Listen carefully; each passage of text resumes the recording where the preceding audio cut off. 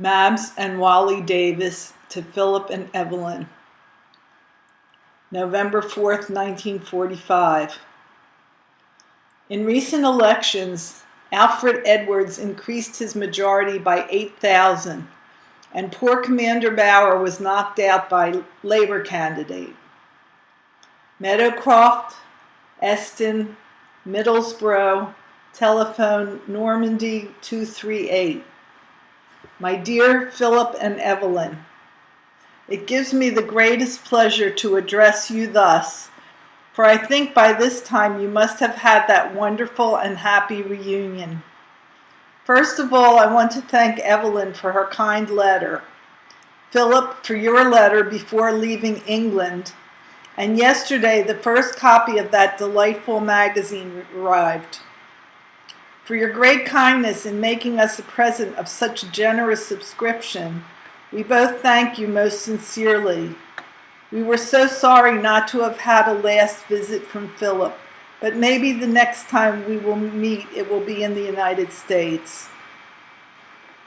Some 50 years ago, or nearly that, my grandmother with most of her family landed in Philadelphia, and I have never seen or met any of the family.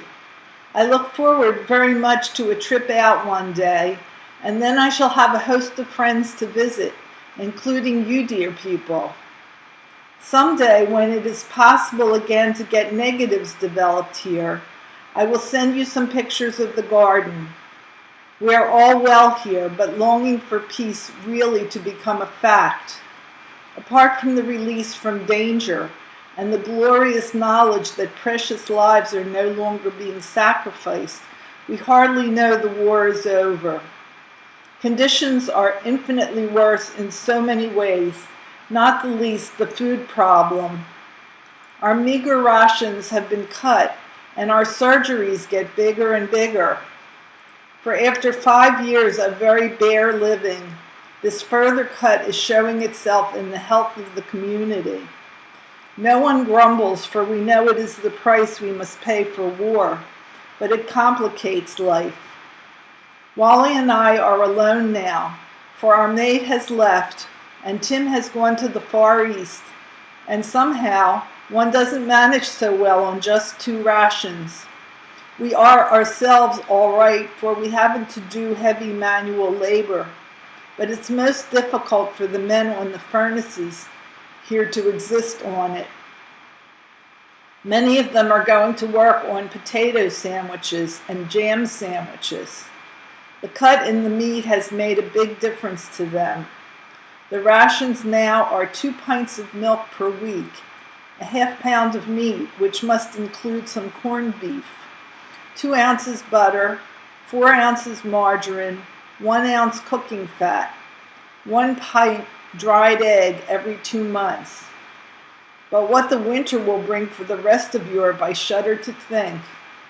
If we weather this winter without serious epidemics, then I think the silver lining will appear, and after the next harvest, the world shortage will be adjusted.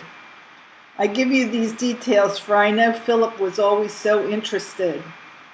I am so thankful now for my domestic science training. By the way, I am broadcasting at present every Wednesday at 8:20 a.m. on the kitchen front. I have another 3 to give. I give my last on November 21st from London. I don't suppose you could get it in America. It's on the Home Service program. Do forgive this sheet of paper.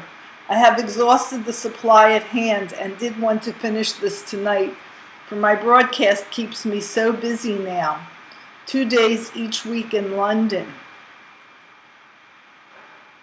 Tim has got his brass hat. He is a commander now and is in command of HMS Home Sound, bound for Hong Kong. We miss you all so much, but do come and visit us someday. Our dearest regards to you all. Write when you can. Yours ever, Mabs and Wally Davis.